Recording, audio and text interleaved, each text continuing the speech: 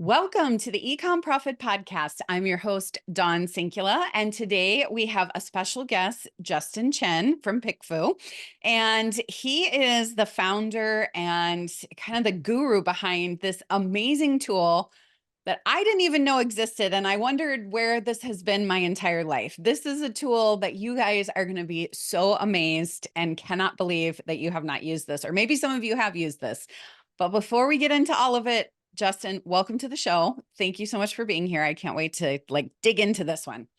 Yeah, thanks for having me, Don. Happy to be here. Well, Justin, before we get into this, okay, you have a really unique background that kind of, I mean, it's nerdy like the rest of us a little bit, but tell us sort of your background and how you kind of got into all of this research. Sure. Yeah. So kind of a non-standard way to getting into this business. So my co-founder and I, we went to college together. We went to UC Berkeley doing computer science. So yeah, we were both nerds, huge nerds. When we graduated, it was the dot-com crash. And so he went to Microsoft, I went to Hewlett Packard, kind of went to as big and corporate as you could possibly go. But after 4.5 years, we got bored and we wanted to do something together. So we quit our jobs and started a business together. And this was a different business, not PickFu, but it was a web-based. It was a web business that we were working on. And a couple years into that, we were working on a redesign for it, a website redesign, and we wanted to get feedback from people. And by that point, we had been entrepreneurs for a couple years, and we had to ask our friends and family a million questions by that point, and Right. they were exhausted of answering the questions, and it just became super useless. It was like, whatever you think, like, yeah, Yeah. Looks you're so good. smart, you're going to figure it out. Right. Like, all right, well, we're not getting any feedback from them anymore. And so we decided to, being nerds, we decided to build a digital focus group because we didn't see one out there on the market. And so that's where PickFu started over a decade ago. And it sat as a side project for many years. And it wasn't really for ecom either. It was for any entrepreneur looking to validate ideas. And the basic premise is you ask a simple question, like, which book would you buy? You upload a few creatives, maybe their book covers, maybe you type in some book titles. And within a matter of minutes, we're going to go find people and we're going to pay them to answer which one they like and more importantly, give you written explanations why. And that's where that qualitative feedback is actually the real nuggets of information so that you understand why and you know how to improve the next version of it. And what's really unlocking about this is that it's super fast. It usually takes like Yeah. 15, 30 minutes. And so in the time that you would go get a cup of coffee and for about that price, you could get feedback from your target audience and make much more informed decisions on whatever it is, whether it's book covers or product decisions or logos or business names, any of this kind of stuff. Right. Yeah, so that's Crazy. kind of where it all started. So this, just to sort of hone in on the amazingness of this, I tested it, played around with it just a little bit with my website, and I just kind of dropped it in there just as I'm like, oh, let's see what happens. And I was like, what? It tells you so quickly how and what people think about certain things. So for example, as an ecom business owner, I'm thinking about launching a new product, let's say, and I don't know if people like widget A, B, or C. I could put those widgets into PickFu and say, okay, ideal client, ideal customer, here's the 3 widgets I'm thinking about. Which one of these do you like and why? And within minutes, real live people will tell me why they like it, why they don't like it in a written form. Is that summarizes it? Okay. That's exactly right. Yeah. So where do you get these people? That was, one of the questions. Like, how do you find the people that, how do you know they're not robots? Like, how's the end side of it, the other side of it? Where do you get them from? Sure. So we tap into all the same consumer panels that Procter and Gamble would probably use when they do market research. So when all these large companies do market research, they work with their internal consumer insights teams, which then contract with a market research consultant, which then program these surveys and then go out onto these panels and gather, hundreds, if not 1,000 responses. And they have to collect so many because the data quality is very low, and the consultants spend a lot of their time pruning out really bad responses, Yeah. as you can imagine. And Right. so we automate all of this. So we programmatically tap into all the same panels that all the big guys use. and we programmatically add our own layer of data quality and audience targeting on top of that, and really make sure that by the time it's distilled down to you right in front of you, we've already filtered out all the people who weren't paying attention or who wrote gibberish or who just weren't honestly or earnestly answering the questions. And so that's where we spend a lot of our effort when we're building the product, is just making sure that we can take this whole process, which used to be really manual and, Yeah. 5 figures of cost, down to $50, $15 for anyone to use, and anyone who don't have that research expertise, which very few people do. Right. So, who is the best person to be using this type of tool? So, if you were to pick like the ideal, like who was this built for? I know you said it wasn't initially built for Yeah. e-commerce businesses, but you've got a lot of e-com businesses Yep. using it at this point. Who really is this like ideal for, and what are the best questions or best types of questions people could be asking? Sure. So in the e-com space, we see the most usage, typically creative directors, or like if you're a larger company and you have someone in that creative role, Yeah. uh, those are the people who typically use it, doing product design, packaging design, label design, like all this stuff you want to get right before you go to print, Yeah. go to manufacture. So a lot of that kind of stuff. Obviously, like you said, doing product concept testing of new products against your own variations, but also against your competition. And I think that's where this Mm, really shines, is being able to take not only versions of, let's say, your main image, but also a brand new product that's hypothetical, design yeah. it, 3D render it, see how it does against the competition. Like, hey, is this product unique enough or interesting enough to stand Yeah. out in the marketplace? Because if it doesn't, then why am I even going to spend Right. $50,000 on it? Uh, Exactly. yeah, so that's typically the role, or in a larger company, it might be someone like the Amazon or e-commerce marketing manager, whoever's in charge of digital. But then, of course, like founders and anyone who's just in charge of the product can be using it. And there's other ways to use it besides just the creatives. You could ask, think of it really as that digital focus group, where you can ask, just trying to get into their mindset. So, Yeah. hey, if you're a dog owner, what are the issues you have with leashes? And just like get people to kind of give their honest feedback, or, hey, I'm thinking about designing a leash like this. What do you like or dislike about it? And like maybe Mhm. there's a picture, maybe it's just a text description, something like that.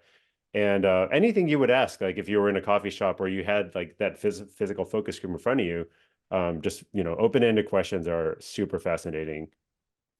I mean, I think that this is just absolutely like crazy good, because the thing about it that we struggle with as marketers is to get into our consumer customer mindset, right? We're always doing a lot of customer personas. We're doing, who is our ideal client? What do they think about? What do they talk about? What do they look at? Why do they do those things? And if you have a group of people that you can ask these very pointed questions to, you're cutting down some of that potential time to market so much faster. I'm thinking like even Facebook ads, copying creative for Facebook ads. I'm thinking about like, gee, I'm going to launch this new, offer on Facebook. Would this ad copy even resonate with my ideal? Do you have people use it like for that kind of stuff too? Or is it mostly in bigger formats, Yeah, yeah, for launches? sure. So we'll have people testing digital messaging and marketing, making sure in that case they're really making sure that the message is resonating, because Yeah. you could see the clicks if you run some Facebook ads live, but are those clicks, is the message resonating when people make those clicks? So a lot of times what they'll ask is, they'll put up the image and they'll ask like, what is the message you're taking away from this? Or for even for a lifestyle image or an infographic on your listing, like, is this, which one of these emphasizes the value or safety better? Right? Yeah. Because that's for the marketer, that you want to make sure the message gets across, not that it just gets a lot of clicks. Right. And that's where the qualitative aspect of our platform really shines. Because yeah, you could obviously like live test a bunch of ads, but that Right. doesn't tell you like what they're thinking. Right. So talk a little bit about that qualitative piece of the data part and how you guys came up. Talk nerdy to me a little bit about how this piece of it really is different or unique than what I might get if I did just throw out some Facebook ads a little differently. Yeah, and it's kind of funny because we stumbled upon this model when we first built it, just because we didn't want to just know why, which one won, but we wanted to know why it won.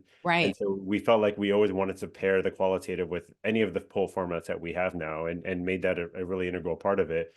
And from a data quality standpoint, that gives us something to work with in terms of figuring out if people are really paying attention and like, honestly answering the question. Um, and so now that we have it, like, we really lean into it. So even from an AI standpoint, what we do is we feed Yeah. all those written responses into AI, and we summarize it, and we try to pull out trends from it, because there's so much good information in there, especially if you're getting 100, 200, or 500 responses. That's a lot of feedback to read through, and for any person to try to internalize, what are the patterns I'm seeing here. Yeah. But a great use of AI. And now you can Mm. you can pull out really actionable things of, okay, they really don't like this font, they really don't like this color, this image is distracting, and you could iterate really quickly within your team, be like, cool, let's throw up another version, let's try a different design, and just keep getting there, just keep iterating until you get a version that's, kind of perfect Right. in a Right. sense. Cool. So what kinds of in order for me to get like the best results out of your tool, what are some of like the best ways to maybe structure my sentence, to structure my ask, to structure, because this is kind of brings Sure. me into the AI realm, right? Yeah, Like it's only as good as what that's which of right. these pictures do you like? Okay, well, you could get all over the place. Is there a format or a structure that works best using your tool? Yeah, that's a really good question. So first of all, being as unbiased as possible. So there's a lot of best practices when you're asking these survey questions. Don't lead the audience. Um, but being as unbiased but give enough context, I think, would be the right way to say it. Mm, So for example, you could say, which product would you buy, and you would still get pretty good results. But if you said, if you were shopping on Amazon for a dog bowl, which product would you buy, might give a little bit better results. Or if you even just hint like what you want them to focus on. So, when shopping on Amazon for a dog bowl, which product design would you buy? Or, yeah. based on the main image, which one would you buy? Based on the packaging, just so that they can hone in what their feedback should be. Because sometimes, the best practice would be to have all the images very similar. So, that they're not focused on that aspect of it. But if you're testing against competition, sometimes you can't control all of that. So being a little Right. bit more specific about what you're looking for, Right. um, is very helpful. And then scientific method approach would be also like trying to minimize the number of changes you're making to images. So Mm, mhm. a good example to understand that would be, don't test different book titles and book cover designs at the same time. Like, test your book titles, figure out what the title should be, then test the cover designs with the same title. But if all You the don't know variations which have of it different is. Right, yeah, right. exactly. So Yeah, we that's the kinda best talk about practice. that, like, on Facebook ads and even on website conversion rate optimization, things like that. Like, do one thing at a time, test Yes. it, see what, Yes. actually works, and then do the next thing. Because if you change a whole bunch of stuff at once, you're not really sure. So, same principles hold true here of, like, asking the question of the same title, the same Exactly. picture, the Like, same what whatever are it you is. trying to figure out here? Like, what are you Right. testing? Yep. Right, right. And then, so you mentioned how you use AI in some of this. Talk a little bit about, how you're going to be incorporating AI even more so into this, and how people might start thinking about this a little bit differently as it relates to the tools that they're using with AI. How can these complement each other? Yeah, I think first of all, from a use case perspective, it's a really nice complement to AI, because we're all generating a ton more in AI, with AI Mm, now, especially on the marketing side. We're all doing creatives and things like yep. that, but you still need to make sure that it resonates with actual humans, Right. until the bots are making the buying decisions. Like, it still has to Right. resonate with humans. So Right. Right. so Right. this is where it pairs well, where you can now generate a lot of, social media or whatever it is, then test it on PickFu, see which one people like, iterate based on the feedback with your AI prompt, and keep, having that little Going. cycle. Yeah. Yeah. Um, on the tool side, we'll continue pushing on the analysis side. I think there's a lot that we can do there. Mm, There's some bunch of stuff that we want to do on the poll creation side to kind of improve the question writing, and yeah. making it making it easier, and also giving people more confidence in launching those polls, because we do hear sometimes that like, I'm not sure if I made the right configuration, like is this the right number of Sure. people, is it the right question, and like all those kinds of things. So being a little bit more guided in that approach is probably the next Mm. step that we're going to take. Awesome. And I think there's one, thing that a lot of people always ask when they do polls like this is like, how do I actually then take this, information, and how do I take and validate the answers that are coming back? And how do I really know that this is legit? You know what I mean? Yeah. What recommendations do you have for people who, maybe are using this for the first time or want to start using this more? How do you validate some of the responses that you get back to make sure? Do you just keep iterating like you said, or once you get to a certain point and everybody says, "Yay, success, I love it."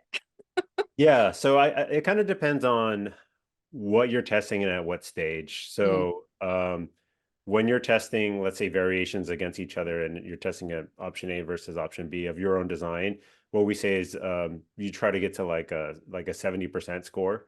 yeah, So okay, that's good. so that Yep. it's good. It's pretty good confidence. Like we don't always have to win like 90%, whatever it is. Yeah, You're just trying to do better, right? You're just right. trying to make improvements. It's kind of different when you're testing against competition, because if I'm testing my product against the top two competitors in the space, I may never win because of other factors, right? Like there's just Yeah. branding and all those other things. And so if I can show a relative improvement, and so typically the process we suggest is you do a baseline. Say you're just modifying your main image, you're trying to do better in Amazon. You take a baseline of your main image against your competition. You understand, okay, like I'm winning 10% of the time. Now Mhm. I'm going to iterate on some variations based off some of that feedback, and like incorporate some other best practices.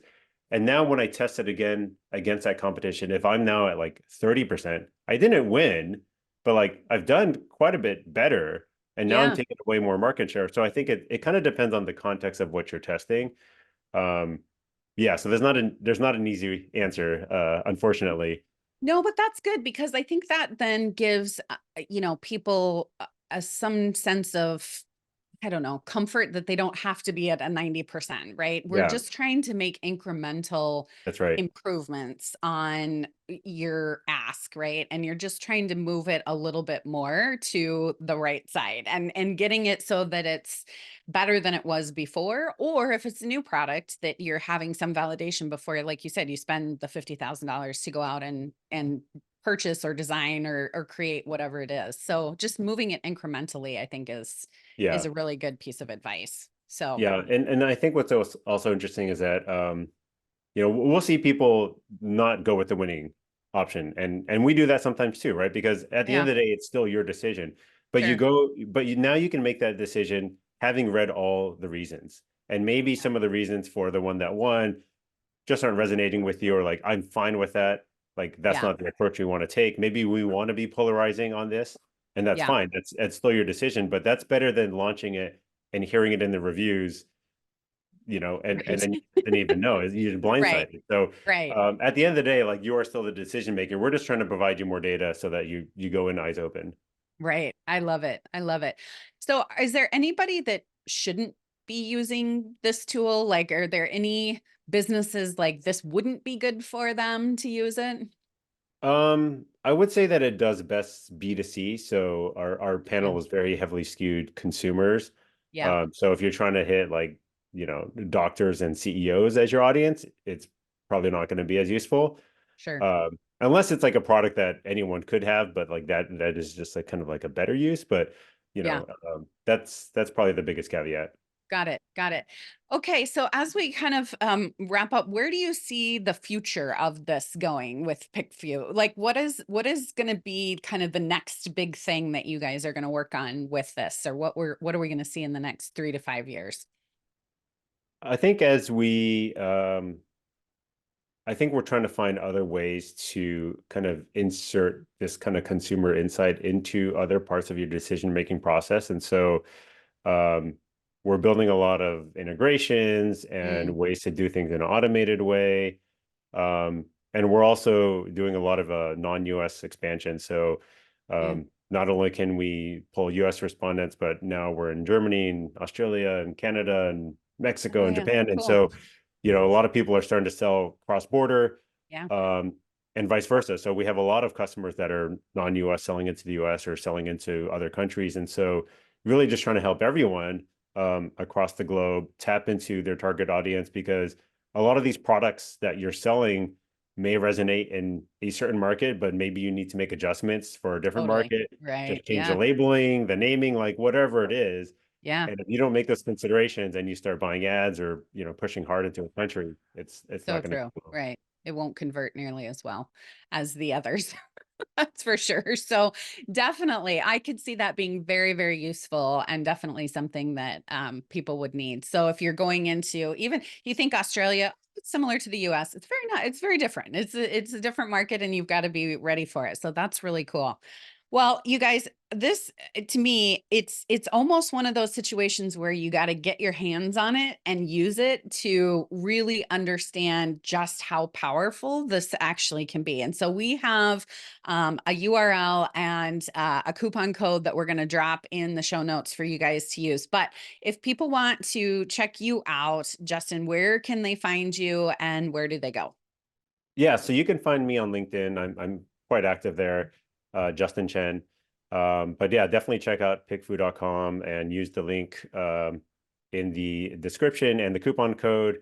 And also when you first sign up, there will be a free onboarding poll so that you can get a feel for it. Because like you said, we can talk about it all day long and how good it Right. is, but until you see responses coming in on your question and your designs, like Yeah. that's when you're gonna have that aha moment. Right. It was so crazy for me to just play around with this after we did it. And I just thought, oh my gosh, there's so many uses for this and so many ways that you could, just you're never going to get that much data or that much feedback off of, Facebook ads for the price that you're going to pay and as fast and real people, real world, things that they have to say good, bad, and ugly. So it's really Yes, awesome. I love very it. I much good, love bad, it. and ugly. Good, bad, and ugly. Well, thank you so much, Justin, for talking with us. I'm going to drop everything in there. You guys have got to go check this out. Is one of my most favorite new tools that I have found. Although it's been around for a long time, it's new to me. Hopefully, you guys will find it as useful as I did. And thank you so much, Justin, for talking with us today. It's been awesome. Thanks for having me, Don. All right, everybody. Until next time, thank you so much for listening. And if you have any questions for Justin, we have the box down below that you can ask any questions. We will get those over to Justin, maybe have him back on again, or definitely get your questions answered. So thank you so much, everybody, for listening. And until next time.